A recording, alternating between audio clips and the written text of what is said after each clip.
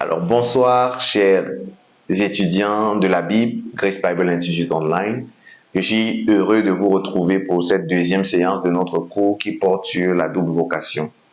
En effet, hier, nous avons posé les jalons bibliques, les bases scripturaires de la double vocation. Nous avons essayé déjà de parler de ce que c'est que le travail. Et nous avons essayé de comprendre que le travail était une bénédiction depuis le commencement. Dieu n'a pas créé le travail comme une malédiction, mais comme une bénédiction. C'est vrai, le péché a, j'ai envie de dire, a affecté ou alors a influencé, impacté négativement la notion de travail. Mais dès le commencement, Dieu voulait que l'homme puisse travailler. Nous l'avons vu et je crois que je vous ai donné un travail pour la dernière fois. Nous aurons le temps de traiter ce que je vous ai donné comme travail. Nous avons également vu la définition de quelques notions, double vocation, nous avons vu ce que c'est que la covocation. Tout ça, c'était pour poser les bases. Aujourd'hui, nous allons continuer avec le cours et nous allons parler des types de ministres de Dieu. Aujourd'hui, nous voulons parler des types de ministres de Dieu et en rapport avec ce cours, nous avons environ 3 types de ministres de Dieu. Le premier type de ministres de Dieu, ce sont les ministres à plein temps. Les ministres à plein temps. Alors, oui, c'est vrai que de moins en moins, nous retrouvons les ministres de Dieu à plein temps. Nous avons de plus en plus des ministres à temps partiel ou alors à mi-temps, ce qu'on appelle les bivocationnels. Mais c'est vrai que nous n'aimons pas trop employer ce terme de mi-temps parce que personne ne sert Dieu à mi-temps. Nous sommes toujours pleinement en train de servir Dieu, quel que soit le lieu où nous nous trouvons, mais c'est un vocable qui est très utilisé dans le milieu, donc vous allez certainement le rencontrer souvent. Alors, je disais que nous avons d'abord les ministres de Dieu à plein temps. Alors, avant que Jésus ne vienne, nous avions les sacrificateurs, vous vous rappelez, nous avons parlé de ça. Nous avions les sacrificateurs, ceux de la tribu de Lévi. Et eux, ils étaient obligés de servir Dieu dans le temple à temps plein et à cause de ça, le peuple était obligé de penser à eux. Alors, c'est vrai, nous avons dit hier que nous sommes une nation de prêtres rois. Ça veut dire que tous les chrétiens sont à la fois prêtres, sont à la fois rois. Mais cela n'empêche pas le fait qu'il y ait des ministres de Dieu à part entière. Et nous allons voir ce que la Bible dit à propos des ministres de Dieu. Dans la Nouvelle Alliance, Dieu compare également les ministres de Dieu de la Nouvelle Alliance avec ceux de l'Ancienne Alliance. Vous le verrez dans 1 Corinthiens 9, versets 11 à 14. 1 Corinthiens chapitre 9, versets 11 à 14. La Bible nous dit, c'est l'apôtre Paul qui parle à ses fils spirituels, l'église de Corinthe. Et il dit, si nous avons semé parmi vous les biens spirituels, est-ce une grosse affaire si nous moissonnons vos biens temporels? Vous voyez, il est en train de parler du clergé parce que, oui, je profite pour pouvoir soulever la notion de clergé et laïc. Qu'est-ce que c'est que le clergé? Qu'est-ce que c'est que les laïcs? Le clergé, c'est l'ensemble des ministres du culte, toutes les personnes qui servent comme pasteurs, évangélistes, apôtres, docteurs, prophètes, tous les 5 ministères, docteurs, je crois que j'ai dit, oui, docteurs, voilà. Les 5 ministères, l'ensemble constitué de ces 5 ministères, ce sont ce qu'on appelle les clergés, le clergé, autant pour moi, le clergé. Et donc l'apôtre Paul dit ici que si nous, en tant que clergé, parce que l'église de Corinthe a été suscitée par lui, et il ne parle pas que de lui, il parle de lui et des autres ministres de Dieu. Il dit, si nous avons semé parmi vous les biens spirituels, est-ce une grosse affaire si nous moissonnons vos biens temporels? Verset 12. Si d'autres jouissent de ce droit sur vous, n'est-ce pas plutôt à nous d'en jouir? Mais nous n'avons point usé de ce droit, au contraire, nous souffrons tous afin de ne pas créer d'obstacle à l'évangile de Christ. Ne savez-vous pas, le verset 13 qui est très important, ne savez-vous pas que ceux qui remplissent les fonctions sacrées sont nourris par le temple, que ceux qui servent à l'autel ont part à l'autel? Donc il fait une comparaison entre le clergé de l'ancienne alliance et le clergé de la nouvelle alliance. Parce qu'au verset 14, il dit, de même aussi, le Seigneur a ordonné à ceux qui annoncent l'évangile de vivre de l'évangile. Le Seigneur l'a dit, vous vous rappelez, dans les évangiles, à chaque fois qu'il envoyait ses disciples deux à deux, il leur disait de ne rien emporter au départ. Et c'est vrai, par la suite, il leur a dit de prendre avec eux des choses, mais au début, il leur a dit n'emportez rien. Donc l'objectif du Seigneur, c'était également en ce moment-là de créer la dépendance de ses ministres ou du clergé à lui, Dieu, qui est leur Père. Alors, l'une des choses que nous devons comprendre bibliquement, c'est que le Seigneur a certes dit que le ministre de Dieu doit vivre des offrandes, mais il n'a pas dit que le ministre de Dieu ne doit vivre que des offrandes. Ce passage s'adressait au peuple pour encourager le peuple à ne pas négliger ses bergers, mais à s'occuper de ses bergers. Donc, maintenant, la pensée des bergers, nous allons arriver là-dessus. Qu'est-ce que Dieu lui dit aux bergers? Nous allons y arriver tout de suite. Mais la première des choses que nous devons comprendre, c'est qu'il y a des ministres de Dieu à plein temps. Les ministres de Dieu à plein temps, vous les avez déjà rencontrés plusieurs fois certainement. Ce sont les pasteurs, les évangélistes, ces personnes-là qui ne font pas d'autre chose que de prêcher l'évangile, d'annoncer l'évangile. Vous les avez certainement rencontrés. Et dans les églises plus traditionnelles, ce modèle est encore appliqué. Tous les ministres de Dieu ne font que le service dans la maison de Dieu. Et ce n'est pas mauvais. Ce n'est pas une mauvaise chose. Vous voyez, dans cette base-là, dans ce principe du ministère de Dieu à plein temps, il faut comprendre également que cette configuration était très valable dans le temps ancien parce que le peuple d'Israël sortait du judaïsme et avait déjà cette conscience du sacrifice, de pouvoir sacrifier les biens pour les serviteurs de Dieu, pour les Lévites. Et donc, pour le peuple d'Israël, ça devenait très facile de pouvoir appliquer ça lorsqu'ils sont venus à Christ, parce qu'ils étaient d'abord juifs dans le judaïsme, et dans le judaïsme, ils avaient déjà cette culture d'apporter leurs dîmes, d'apporter leurs prémices. Et donc, c'était très facile pour eux de faire part de tous leurs biens, comme Galates d'ailleurs, chapitre 6, le verset 6 à 9 nous dit, la Bible dit, et c'est clair ici, que celui à qui l'on enseigne la parole fasse part de tous ses biens à celui qui l'enseigne. Ne vous y trompez pas, on ne se moque pas de Dieu. Ce qu'un homme aura semé, il le moissonnera aussi. Celui qui sème pour sa chair moissonnera de la chair la corruption, mais celui qui sème pour l'esprit moissonnera de l'esprit la vie éternelle. Ne nous lassons pas de faire le bien, car nous moissonnerons au temps convenable si nous ne nous relâchons pas. Littéralement, vous comprenez que chaque fois qu'on utilise ce passage, ne vous y trompez pas, on ne se moque pas de Dieu. Ce qu'un homme aura semé, il le moissonnera aussi. On pense tout de suite à l'impudicité, à l'impureté, mais le contexte de ce passage se trouve au verset 6. Que celui à qui l'on enseigne la parole fasse part de tous ses biens à celui qui l'enseigne. Et donc, l'apôtre Paul qui écrit aux Galates est en train de dire aux Galates que si tu as un pasteur, tu as un homme de Dieu qui veille sur ton âme, il les encourage à faire part de leurs biens, c'est-à-dire à partager leurs biens avec cette personne-là. Et par la suite, il leur dit, tu récolteras ce que tu auras semé. Je vais ouvrir une parenthèse. C'est vrai, vous êtes des biblicains, vous êtes des étudiants de la parole de Dieu, mais chacun d'entre vous est dans une église, dans un ministère, a des mentors, des serviteurs de Dieu, des personnes qui veillent sur leur âme, parce que oui, c'est scripturaire d'avoir des pères dans la foi, qu'on appelle encore père spirituel. C'est vrai, il y a toujours des polémiques. Est-ce que quelqu'un peut être père spirituel? Est-ce que quelqu'un peut être père? La Bible est claire là-dessus. L'apôtre Paul a dit d'ailleurs à Timothée que c'est moi qui vous ai engendré. Et il a dit même aux Galates qu'il continue de ressentir les douleurs de l'enfantement à cause de donc.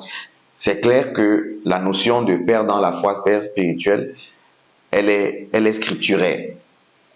Elle est scripturaire. Alors, si vous avez des leaders, des mentors, je vous encourage à apprendre à les honorer. C'est biblique. Apprenez à les honorer. Même ceux qui travaillent, même ceux qui ont des situations stables. Lorsque vous honorez vos parents, que ce soit vos parents physiques ou vos parents dans la foi, vous ne le faites pas pour un homme, mais vous le faites pour Dieu, parce que j'ai envie de dire, c'est un principe biblique. Donc j'aimerais vous encourager. J'aimerais vous encourager. Vous comprenez que ce texte nous fait comprendre que on récolte ce qu'on a semé. Et ici, on parle de ce qu'on a semé dans la vie de ces leaders spirituels. Donc, pour continuer dans cette parenthèse, je ne sais pas, peut-être vous êtes là, vous avez un leader, vous n'avez jamais eu à faire des offrandes j'appelle ça des offrandes d'honneur. Je vous encourage à le faire. Et c'est valable même pour vos pères naturels, vos mères naturelles, vos parents dans le naturel. C'est très important et la Bible accorde un grand prix à cela. Donc l'apôtre Paul dit donc à ses fils spirituels de Galates, vous devez partager vos biens avec ceux qui vous enseignent la parole. Et vous savez, cette pilule-là, ou alors oui, je dis pilule parce que c'est un verset, cette pilule est passée facilement chez les Galates parce ils avaient un arrière-plan, je vous ai dit, un arrière-plan juif. Donc, ils avaient déjà cette culture de partager les biens avec les sacrificateurs. Mais aujourd'hui, vous vous rendrez compte que ça devient de plus en plus compliqué parce que une fois que vous enseignez même dessus, vous dites, ça fait partie de la Bible également, mais une fois qu'on enseigne dessus, tout de suite, tout le monde dit, ah, le pasteur là, lui, il prêche sur l'argent. Le pasteur là, il veut s'enrichir sur le dos des pauvres brebis. Vous voyez.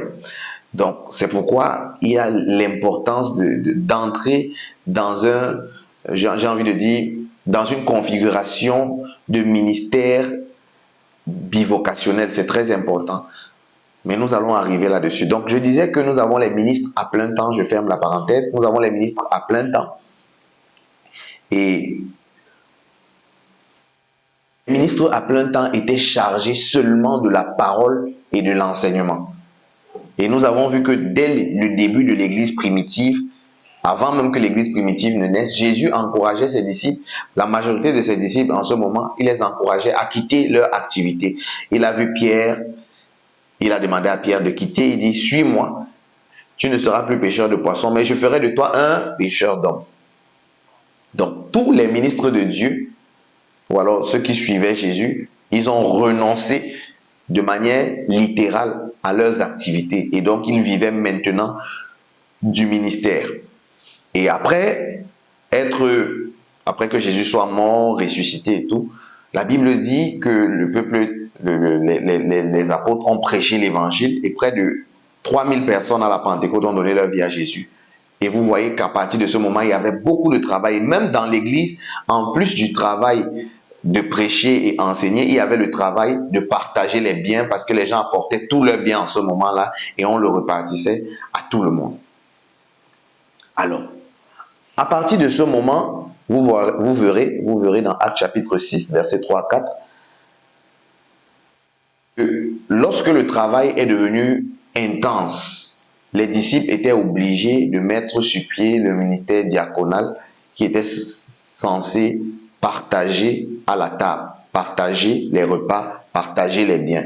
Vous allez le voir dans Actes 6, versets 3 à 4. La Bible dit, c'est pourquoi, frères, choisissez parmi vous 7 hommes de qui l'on rende un bon témoignage, qui soient pleins d'Esprit Saint et de sagesse, et que nous chargerons de cet emploi. Ça, c'était pour partager, servir aux tables. Le verset 4 dit, et nous continuerons à nous appliquer à la prière et au ministère de la parole. Les disciples, qui étaient les fondateurs de l'Église, parce que Jésus-Christ leur a laissé l'Église, leur a confié l'Église, ces disciples étaient obligés littéralement de servir à plein temps. Parce qu'il fallait se sacrifier pour que l'œuvre puisse grandir, pour que l'évangile puisse atteindre les extrémités des nations. Et dans la suite, nous allons comprendre pourquoi c'était impératif en ce moment et pourquoi aujourd'hui, nous n'avons pas les mêmes réalités. Parce qu'il faut prendre en compte les réalités du contexte. C'est par exemple le cas pour le fait que les disciples apportaient, tous les chrétiens apportaient tous leurs biens et on partageait de manière équitable. Aujourd'hui, serait difficile d'appliquer cela parce que en ce moment, le fait était que les disciples étaient convaincus que Jésus revenait très bientôt. Et donc, à cause de cela, ils se disaient, bon, puisque Jésus revient peut-être dans 2 semaines, 3 semaines, disons-nous que si Jésus revient dans 3 semaines, alors partageons nos biens et faisons tout pour vivre normalement. Ceux qui ne travaillent pas n'ont pas besoin de travailler, on va leur donner. Et à partir de ce moment, tout le monde, personne ne manquait. Mais vous voyez, c'était une stratégie pour une période. Donc, si nous décidons d'appliquer cela dans cette période-ci, dans ce siècle, nous allons avoir beaucoup de personnes paresseuses dans l'église, par exemple. Des personnes qui ne voudront plus travailler, qui ne voudront plus rien faire parce qu'elles vont se dire, telle autre personne a des biens, elle va certainement partager avec moi. Donc, c'est pour vous dire que chaque manière de gestion ou alors chaque mode de gestion que le Seigneur inspirait à ses serviteurs était valable pour une période, pour gérer l'Église pendant une période. Et c'était important dans cette période-là. Donc, les ministres à plein temps ne s'occupaient que de l'office ministériel, du service dans l'Église. Leur objectif était de s'occuper de l'enseignement et de la prière. Rien d'autre. Ça veut dire qu'un ministre à plein temps normalement, tel que c'est mentionné dans la Bible, ne doit pas regarder comment les finances se passent dans l'église, ne doit pas regarder qui a mangé, qui n'a pas mangé, ne doit pas regarder toutes ces petites choses sur la gestion de l'église qu'on attribue au ministère du diaconat. Normalement, ceux qui sont à plein temps doivent se focaliser seulement sur la parole et la prière. Vous verrez donc que s'il faut parler de manière stricte, il n'y a presque plus de ministres de Dieu à plein temps dans notre siècle actuel parce que on est obligé de gérer. Un pasteur aujourd'hui dans une église est obligé de faire un peu de comptabilité, de connaître un peu de comptabilité. Il est obligé de connaître un peu de gestion. Il est obligé de connaître un peu de ressources humaines, de gestion des ressources humaines. Beaucoup de choses, beaucoup de notions. Donc vous verrez que la réalité est tout autre. Donc les premiers ministres, ce sont les ministres à plein temps. Les deuxièmes ministres de Dieu, ce sont les ministres que j'appelle les ministres du marché, le ministère du marché. On les appelle les ministères du marché ou de la place publique. Et ce sont eux qu'on appelle les prédicateurs laïcs. Ce sont des personnes qui ne dirigent pas forcément une église. Ce sont des personnes qui ne sont pas forcément à la tête d'organisation, mais qui prêchent, qui servent Dieu.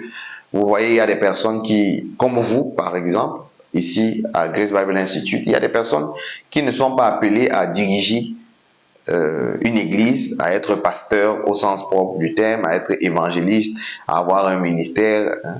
Mais ces personnes-là sont appelées aussi à servir Dieu, même dans leur zone, leur sphère d'influence.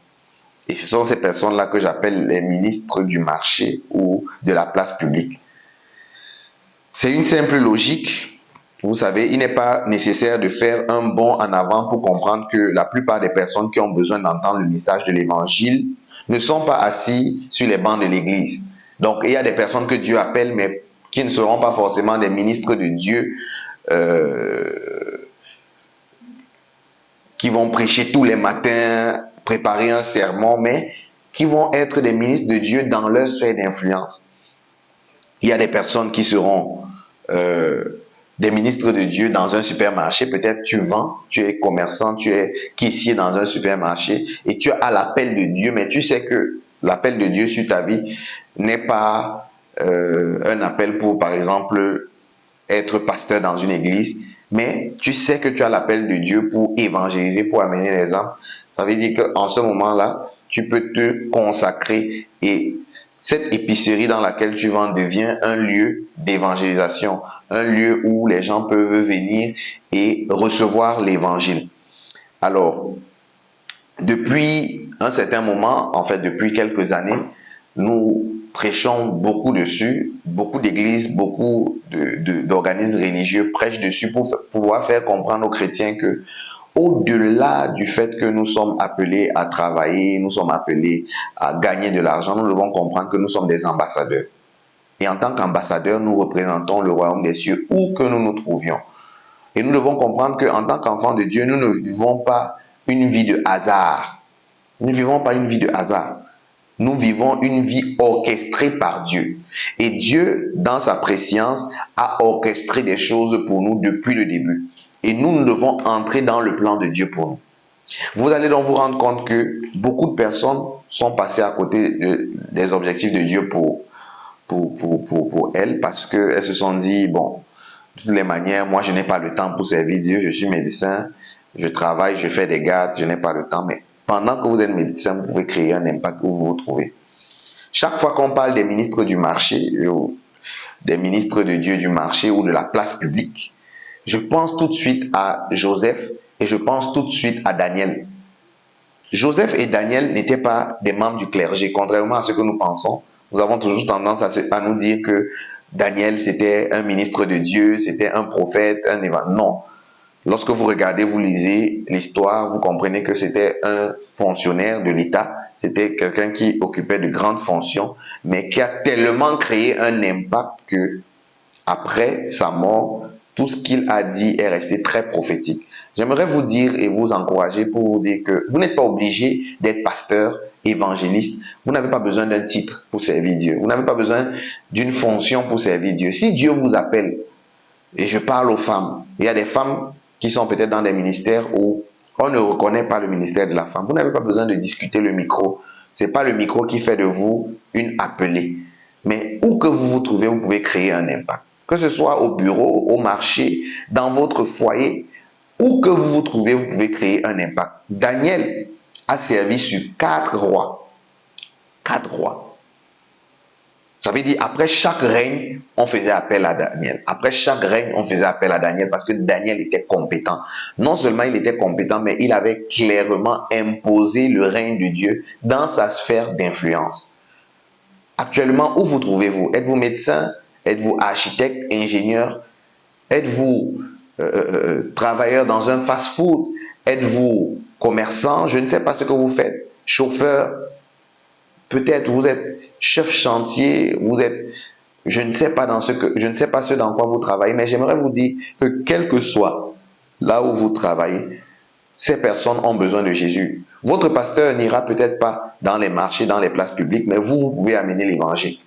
Et vous, considérez-vous comme un ministre de Dieu. Si vous êtes venu ici à Grace Bible Institute Online, c'est parce qu'il y a un désir chez vous de vouloir apprendre à connaître ou à comprendre davantage ce que c'est que le ministère.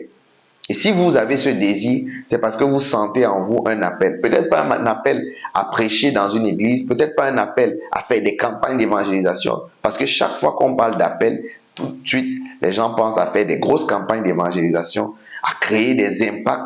Mais j'aimerais vous dire que l'impact n'est pas seulement sur une chair. Il y a beaucoup de pasteurs qui ont exercé leur ministère en tant que pasteurs alors que Dieu ne les avait jamais appelés à prêcher sur des pupitres. Donc j'aimerais vous encourager, bien aimés, où que vous soyez en tant que ministre du marché, en tant que ministre appelé sur la place publique, exercez pleinement votre ministère et créez un impact autour de vous. Parlons de Joseph. Joseph n'était pas un ministre de Dieu. Joseph était le simple fils d'un paysan, mais qui avait des valeurs chrétiennes tellement ancrées en lui. Malgré le fait qu'il se retrouve en prison, il crée un impact. Et ce qui me marque, c'est que Joseph a créé un grand impact dans toute une nation. Il a révolutionné l'économie de l'Égypte à cause de sa crainte de Dieu. Et tout le monde savait que Dieu est Dieu à cause de Joseph. Vous vous rappelez d'ailleurs, un des rois sous lequel Daniel a servi a dit, c'est l'Éternel qui est Dieu. Il a reconnu. Vous voyez, vous pouvez tellement bien travailler, vous pouvez tellement créer un impact dans votre service que vous devenez une pierre tournante pour le peuple, pour des nations, des individus, etc. Et vous pouvez le faire. Où que vous vous trouvez, vous pouvez le faire. Prenons un exemple simple, une illustration. Vous travaillez dans une société de 2000 personnes et une autre personne est pasteur de 50 personnes. Un pasteur A qui est pasteur à plein temps de 50 personnes et donc un prédicateur laïque comme vous qui est, par exemple, directeur d'une entreprise de 2000 personnes. Est-ce que vous savez que vous, qui êtes employeur de 2000 personnes, vous pouvez créer plus d'impact qu'un pasteur de 50 membres? Parce que ce pasteur de 50 membres qui est ministre de Dieu à plein temps, il ne rencontre que ces 50 membres. Mais vous êtes en permanente interaction avec plus de 2000 personnes et vous pouvez créer un impact dans la vie de 2000 personnes. Donc, je vous encourage à joindre cette dynamique d'action et ne pas vous refermer, vous cloîtrer et vous dire être ministre de Dieu, c'est prêcher sur une estrade. Alléluia. Alors, il y a une histoire qui m'a beaucoup marqué. Je n'ai pas le nom exact de la personne, ça m'échappe, mais je vais certainement pour la prochaine leçon vous donner le nom du monsieur. C'est un politicien en Angleterre. Il était député et il est allé voir son pasteur. Il a dit à son pasteur qu'il ressent l'appel de Dieu au ministère. Et son pasteur a prié. Son pasteur lui a dit effectivement, tu es appelé au ministère, mais tu es appelé à créer un impact en tant que député dans cette nation.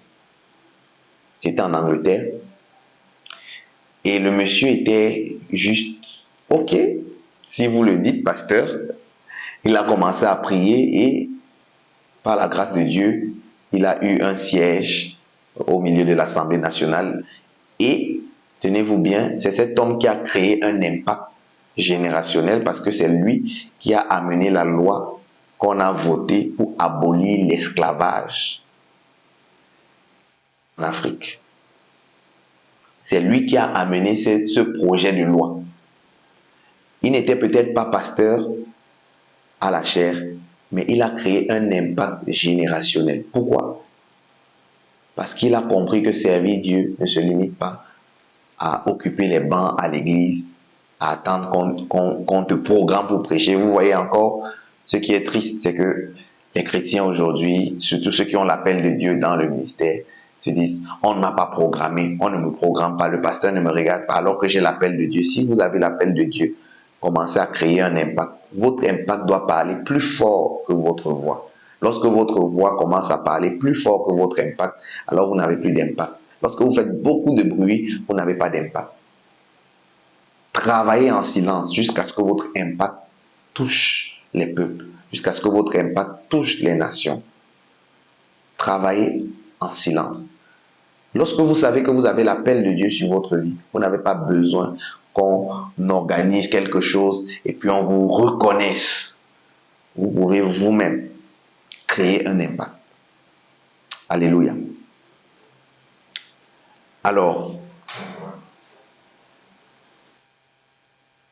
la Bible nous présente un troisième type. C'est ce que j'appelle les ministères de la fabrication des tentes. Et ici, la Bible nous parle donc de l'apôtre Paul.